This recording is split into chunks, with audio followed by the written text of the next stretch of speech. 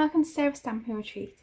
Today I'm going to be showing you some projects that I made for Lisa Horton craft magazine. I'll link to the magazine below because it's really good value. It's £14.99 in the UK and you get all these things included in it. So you get this stencil, you get these dies, a really big stamp set, and it's got some really lovely fonts and things on it as well. And it's quite a nice set because it mixes florals and kind of Christmas as well. So you've got this embossing folder as well, and then you've got this paper pack. So I'll just give you a quick show of the paper pack. So they're all double-sided sheets, and you can see there's a mix of florals, backgrounds, patterns.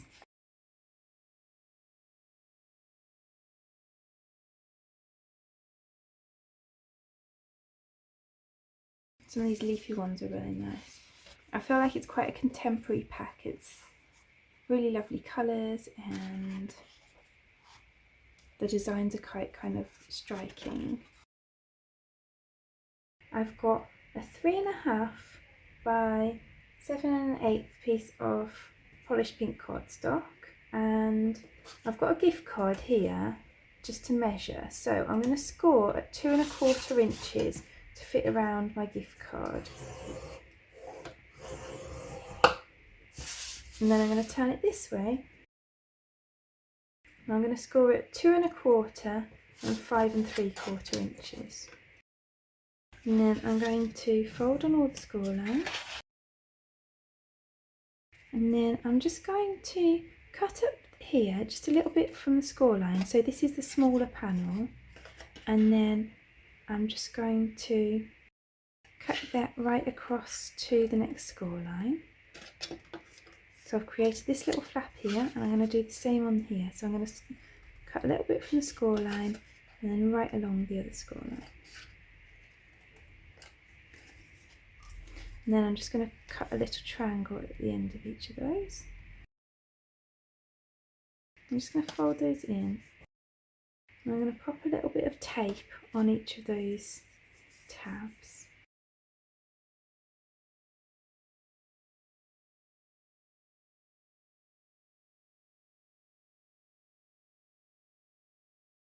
Now I'm going to fold that over so the tabs attach onto here. So then I've got a little pocket to put my gift card in.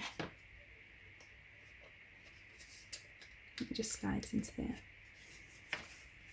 And then those just wrap around the front. So then I'm just going to round off these corners. And this is Stampin' Up one, but any corner rounder will do. And then I'm going to use this hole punch. And again, I'm going to use this one on my Stampin' Up punch, but use a round one, whatever you've got.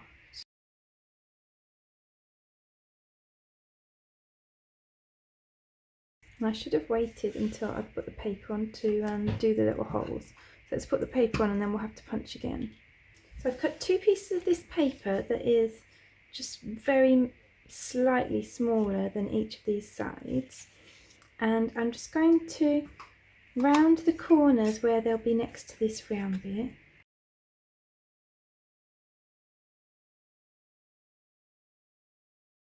And then I can glue them on.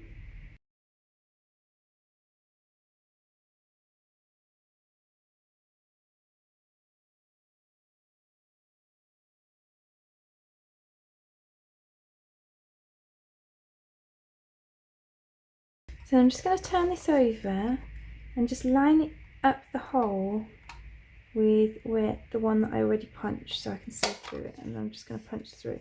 Obviously if you're making this, then just do your punching after you put the paper on. So then I'm going to take a little bit of this ribbon that I had left over from the previous project, the stacked boxes. And I'm just going to thread that through there. And I'm just going to tie that on. And I can just trim the edges just to neaten it up. And then I'm going to take this from Our Home to Yours stamp. And I'm just going to use my Memento black ink, and I'm going to stamp it on some spare white cardstock. I don't think this is going to stamp very well the first time. So my trick for when you've got new stamps that aren't stamping very well, because quite often they get like a bit of a coating at the factory, you need to get rid of that before you can stamp nicely with them. So I usually put some Versamark ink on them before the ink I want to stamp, and that usually kind of preps them up a little bit, and it makes the stamping a bit better.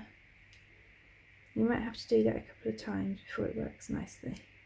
See, that's much better than that, but I think I'll do it one more time. And you can see I've pressed a bit too hard on there trying to get a nice stamp, so I've got a bit of an outline to it. So I'm going to try one more time. So then I might actually just round the corners on this as well.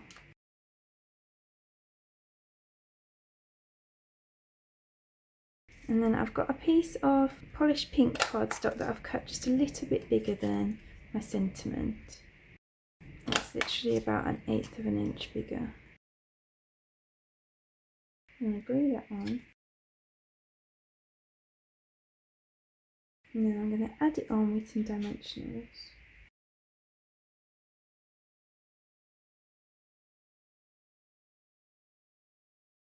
So there's our finished gift card holder. So I really hope that you enjoyed today's project. If you did, I'd appreciate you clicking like below, and you can also press subscribe if you'd like to see future videos. If you press the bell button and select all, then YouTube will also notify you when I have new videos available. All of the products that I've used are listed in the description below, and there's also a link there to my blog which will have a supply list with pictures if that helps you to find what you're looking for. Thank you so much for joining me today. I hope to see you again soon.